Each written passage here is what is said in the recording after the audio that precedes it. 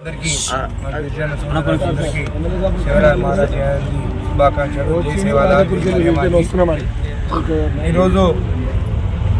మీరు అడుగుతున్నారు బెల్ట్ షాపులు బంద్ అయినాయా, ఇసుక బంద్ అయిందా అని చెప్పేసి.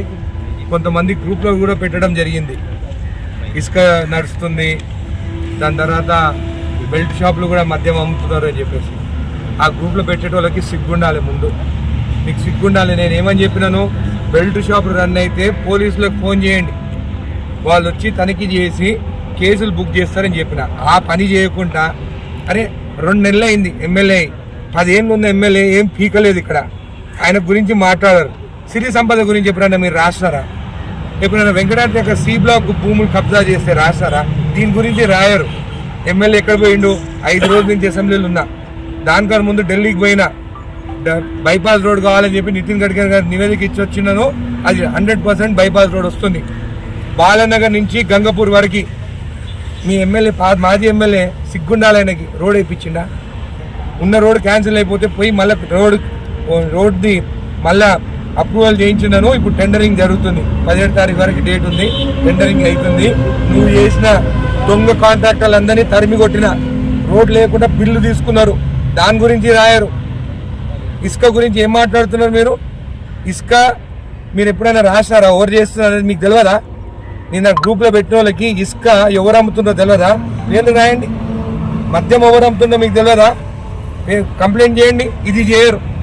ఎమ్మెల్యే వెనుకకి వెళ్ళిండా, ఎమ్మెల్యే ముందుకెళ్ళిండా, నా గురించి ఎందుకే? సబ్జెక్ట్ మీద రాయండి. తప్పుడు రాస్తే మాత్రం ఒప్పుకోను. నేను ఒక షాప్లో మద్యం అమ్ముతుందని, వాడు షాప్లో అమ్ముతుంటే ఫోటోలు పెట్టిండు, సగం వీడియో తీసిండు. దాని తర్వాత వీడియో చూసిందా, దాని దగ్గర 2 క్వార్టర్లే పోయినాయి. 2 క్వార్టర్లు పోతే బెల్ట్ షాప్లో పోతున్నా చేసిండు. మరి కంప్లైంట్ ఇవ్వండి వాళ్ళ పైన. నా మీద ఎందుకు ఇస్తుండ్రు? 100% యాక్షన్ తీసుకుంటాము. ఇంకొకటి, నిన్న హైవార్పల్లిలా అప్పుడే ఇసుక దండాలో ఎమ్మెల్యే అంట. రే, ఇసుకని సీజ్ చేసింది కలెక్టరు, గవర్నమెంట్ ప్రాజెక్ట్ కోసము. ఆయన ఏదో ఆర్డర్ ఇచ్చుకుంటే నాకేం సంబంధము? మీ ఎమ్మెల్యే రోజు ₹1 తిన్నాడు, మళ్ళీ రాయలేదు ఎందుకో మీరు? మళ్ళీ అక్కడ మిడ్జిల్ దగ్గర ఇసుక బంద్ చేసేసినాను మొత్తము.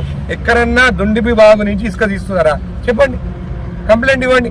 అది కాకుండా ఇసుక ఎమ్మెల్యే దిగిండంట. నేను ఎక్కడ దిగినాను? సీజ్ చేసిన డంప్ ఏదైతే ఉన్నదో దాన్ని గవర్నమెంట్ మెడికల్ కాలేజ్ కానీ కలెక్టర్ ఆర్డర్స్ ఇచ్చిండు. దానికి నాకేం సంబంధము? అరే 2 నెలలు అయింది, మీకు నిద్ర పడతలేదా? 30 ఏళ్ళు ఉంటా, మీకు నిద్ర పట్టదు. ఇంకా రోజు ఇష్టం వచ్చినట్టు రాసుకోండి. తప్పుడు రాస్తే మాత్రం పరువు నష్టం కిందకి వేస్తే రోడ్డు మీదకి వస్తారు. నేను హెచ్చరిస్తున్నా, మళ్ళా ఎవరైతే బ్లాక్ మెయిల్ చేసి పైసలు వసూలు చేస్తారో వాళ్ళే గ్రూప్లలో రాస్తున్నారు. గ్రూప్స్ ఉన్నాయి నా దగ్గర. పిచ్చి పిచ్చి రాస్తే ఒప్పుకోను, ఒప్పుకోను నేను. ఇప్పుడు కొందరికి ఇసుక దొరకట్లేదు అని కొన్ని గృహ నిర్మాణం చేసే వాళ్ళు కొద్ది ఇబ్బందులకు గురవుతారు. వాళ్ళ పరిస్థితి ఏంది? మీరు వాళ్ళకి ఎలా విధంగా చేయగలుగుతారన్న? ఇప్పుడు నేను చెప్పినాను, ఓపిక పట్టండి. కొత్త పాలసీ వస్తుంది. సీఎం గారు కూడా స్టేట్మెంట్ ఇచ్చినారు, దొంగిసుకోవద్దు. ఇప్పుడు ఏం చేస్తున్నారు? దొంగతనం కొట్టి మీకు దుండిమి వాగుల బాలనగర్ నుంచి రాజపురం ఇంత ఇసుక కనిపిస్తుందా? మొత్తం దోచుకొని తిన్నారు. ఒక రూల్ ప్రకారం 3 ఫీట్ తీయాలి. రూల్స్ ప్రకారం వస్తే తక్కువ రేట్ల ₹900 ఇప్పిస్తాను. నేను కూడా ₹800 మాట్లాడుతున్నాను కలెక్టర్ గారితో, అందరితో. కొత్త పాలసీ తీసుకొచ్చి మీకు తక్కువ రేట్ల ఇల్లు కట్టుకునేదానికి కొత్త పాలసీ తీసుకొస్తాం. జడ్చల్ల దాటకుండా ఇసుక మీకు ఇల్లు కట్టుకునేటట్టు నేను చేస్తున్నాను. ఓపికతో ఉండండి. 3000 6000 అమ్ముతుండ్రు. ఎవరు అమ్ముతున్నారు మీకు తెలుసు కదా. కంప్లైంట్ ఇవ్వండి. ఆ కంప్లైంట్ మాత్రం ఇవ్వరు. ఇట్లా రాయాలి కొంతమంది. నేను కొంతమందిని అంటున్నాను, రాసేది రాత్రి పూట ఎక్కడ ఉంటారో, పొద్దున్న పూట ఎక్కడ ఉంటారో, ఆ ముగ్గురు ఎక్కడ ఉంటారో నాకు తెలుసు. ఇంకొకసారి ఇట్లా వేస్తే మాత్రం పరువు నష్టం వేస్తే మాత్రము మళ్ళీ మీరు ఎవరు చెప్పుకుంటారో చెప్పుకున్నా నేను వినను. ఓకేనా? మీరు ఈ ప్రజాపాలనలో భాగంగా 2 రోజులకు ఒకసారి మనకు ప్రజాపాలన భాగంగా కార్యాలయంలో అవైలబుల్ ఉంటామన్నారు. అది ఉంటలేరు? 100% నేను అందరికి ఉంటున్నాను. అందరి దగ్గర డేటా, నా ఆఫీసు 24 అవర్స్ ఓపెన్ ఉంది. రామకృష్ణ ఉంటాడని చెప్పినా, లేకున్నా కానీ నీ ఏ నివేదికలు ఇచ్చినా కానీ నాకు తీసుకుంటామని చెప్పినాను. మళ్ళీ అసెంబ్లీ బంక్ కొట్టి ఇక్కడ ఉండమంటావా? అదే మా స్కూలా బంక్ కొట్టి ఇక్కడ కూర్చునేదానికి? అసెంబ్లీకి కంటిన్యూ చేసుకుంటున్నాను, అటెండెన్స్ చెక్ చేసుకుని 100% అటెండెన్స్ ఉంది నాది. ఢిల్లీకి పోయిన రోడ్ల కోసము సెక్రటేరియట్కి పోతున్నాను. ఉంటే ఇక్కడన్నా ఉంటున్నాను కాన్స్టిట్యున్సీలా, లేకుంటే సెక్రటేరియట్ పోయి ప్రతి ఒక్కరికి రోడ్లు కావాలని. ఇంకా మీరు ఆశ్చర్యపోతారు, రేపు రోడ్లు శాంక్షన్ అయిన తర్వాత అందరికన్నా ఎక్కువ రోడ్లు జడ్చలలో వస్తుంది. ఇది దీని గురించి ఆలోచిస్తారు మీరు. మీకు ఏమన్నా నివేదిక ఉంటే ఆఫీస్ ఓపెన్ ఉంది 24 గంటలు. ఎప్పుడన్నా క్యాంప్ ఆఫీస్ ఓపెన్ ఉండేనా?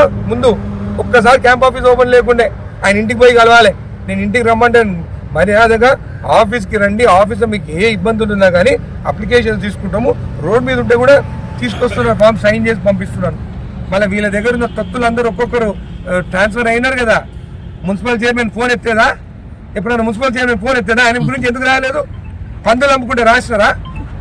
పందులు అమ్ముకున్నారు. మళ్ళీ ఓరు అమ్ముకున్నారో తెలుసు. ఒక రోజు రాసి 2వ రోజు రాయలేదు. ఆ ముగ్గురు నిన్న గ్రూప్లో పెడతారు. నేను హెచ్చరిస్తున్నాను, సమస్యల పైన రాయండి. మద్యం దొరుకుతుంది, ఇసుక దొరుకుతుంది. ఏంది ఎమ్మెల్యే ఎక్కడున్నాడు? ఉన్నాను, ఇక్కడే ఉన్నాను. మీ పాత ఎమ్మెల్యే ఎప్పుడు వచ్చేది? మాదానికి ఒక రోజు అని వచ్చేదా? భూములు కబ్జాలు చేసిండు, భూదందాలు చేసిండు. మరి దాని గురించి రాయరు. ఏమి లేనోడు 3000 గజాల ఇల్లు కట్టుకుని హైదరాబాద్లో ఫోటోలు పెట్టండి. మీరు ఆ ముగ్గురిని అడుగుతున్నాను, ఫోటోలు పెట్టండి. లక్ష్మీ ఇల్లు ఫోటోలు, పెద్ద పెద్ద కార్లు ఉన్నాయి. ఎక్కడి నుంచి వచ్చాను ఒకసారి రాయండి. నేను ఆస్తులు అమ్ముకున్నాను రాజకీయంలో, ఒక ఆస్తి కొనుక్కోలేదు. నేను ఈ రోజు కూడా సేవ చేస్తున్నాను. ఇసుకలో నేను గుడిలోకి వస్తా, దేవుని మీద ఒట్టేసి చెప్తున్నా, ₹1 నేను ఎవరి దగ్గర తీసుకోవాలి. రూల్స్ ప్రకారమే పోతున్నాను. గవర్నమెంట్కి అలాట్ చేసిన శాండ్ అది కూడా సీజ్ చేసింది. వీళ్ళు 2000 ట్రక్లు ఏదైతే ఇసుక తీసి పక్కన పెట్టినారో దాన్ని కలెక్టర్ గారు ఇచ్చినారు. మళ్ళీ అది అట్లనే ఉంటే వీళ్ళు దోచుకుంటారు. సరే, మొన్న ఇక్కడ నెక్కొండ దగ్గర వేలంపాట్లో శాండ్ కొన్నారు. ఎవరు కొన్నారు? టీఆర్ఎస్ వాళ్ళు కొన్నారు. ఎక్కువ రేట్ పెట్టి కొన్నారు. నాకు డౌట్ వచ్చింది, అక్కడ ఉండేది ₹50,000 శాండ్ ఉంటే ₹150,000 పెట్టి టీఆర్ఎస్ వాళ్ళు ఎందుకు కొన్నారని. కొని వాగులకి వెళ్ళి తీసుకొని దొంగతనంగా రాజు అమ్ముకున్నారు. మళ్ళీ సీజ్ చేయించిన నేను. ఇవన్నీ నేను చెప్పి నా దృష్టికి వస్తే నేను యాక్షన్ తీసుకుంటున్నాను. ఇదో 30 ఏళ్ళు నేనే ఉంటాను, ప్రజలకి అందుబాటులో ఉంటాను, వాళ్ళకి సేవ చేస్తాను. మీలాగా అక్రమాలు, మీలాగా భూదందాలు, భూ కబ్జాలు చేస్తే రాజకీయాలకు రాలేదు. అందరికీ న్యాయం చేస్తాను. మా అంటే 5-6 మంది లీడర్లు వాళ్ళ దాంట్లో